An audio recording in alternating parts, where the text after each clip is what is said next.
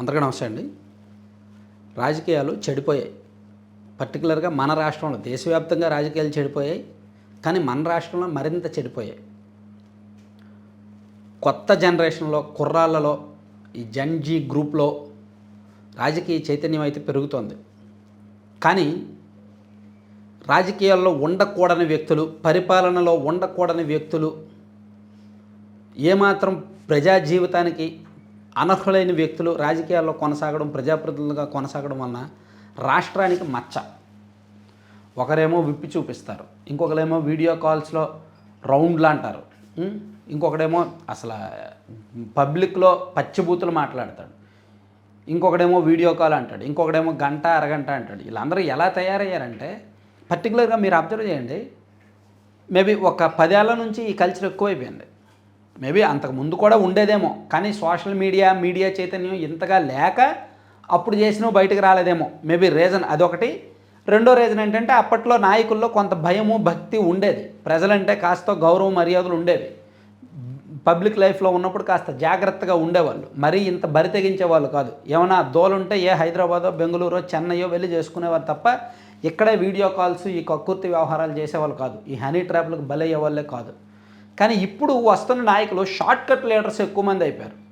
ఒక 100 కోట్లు ఉంటే చాలు, ఒక 40 కోట్లు పెట్టి ఎమ్మెల్యే అయిపోవచ్చు, తిరిగి మళ్ళీ 100 కోట్లు సంపాదించవచ్చు అనే తరహా లీడర్స్, షార్ట్ కట్ లీడర్స్ ఎక్కువ మంది అయిపోయారు. వాళ్ళకి ఆ పొలిటికల్ బాండింగు అనేది కాస్త తెలియక, ఎమోషనల్ బాండింగు, ఎమోషనల్ కనెక్షన్స్ లేక అంతా కమర్షియల్ బాండింగ్ అయిపోయింది.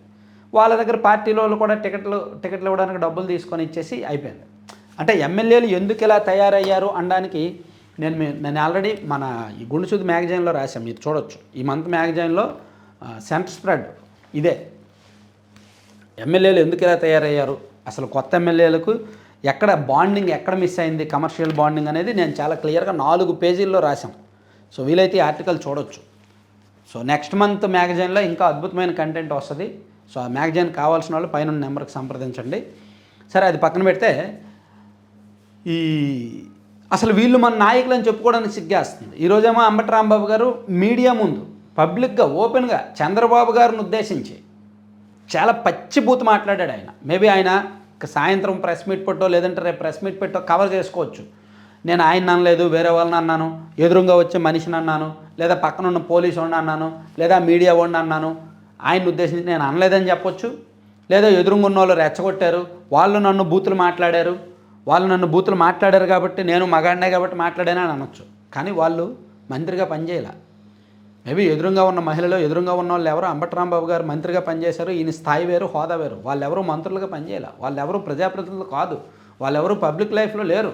వాళ్ళు రెచ్చగొడితే ఈయన రెచ్చిపోవడం ఏంటి? సో అంటే ఇటువంటి వాళ్ళు అనర్హులు అనమాట.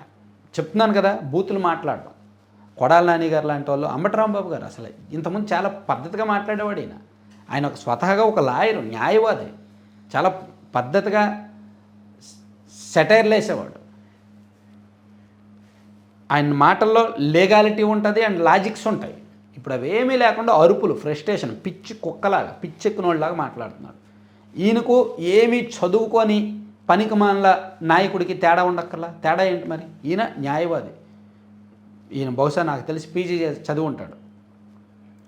ఇంత ఎక్స్పీరియన్స్ ఉంది. 1989లో ఆయన first time MLA Ambati Rambabu గారు. ఇంత అనుభవం ఉండి, ఇంత వయసు ఉండి, ఇంత చదువు ఉండి ఏంటి లాభం? ఇలా మాట్లాడడం అవసరమా? షార్ట్ కట్ లీడర్ ఏంటినా? కాదు కదా. సో ఈయన అలాగ మాట్లాడి మొన్న ఈ రైల్వే కోడూరు ఎమ్మెల్యే ఏమనంటే డీప్ ఫేక్, అది ఎడిటెడ్ వీడియో దొరికిపోవడం, డీప్ ఫేక్ అని చెప్పడం అలవాటు అయిపోయింది. ఒక డీప్ ఫేక్ అయితే ఒక బాత్రూమ్ దగ్గర ఉన్నప్పుడు, ఒక బెడ్రూమ్లో ఉన్నప్పుడు ఎడిట్ చేస్తారు.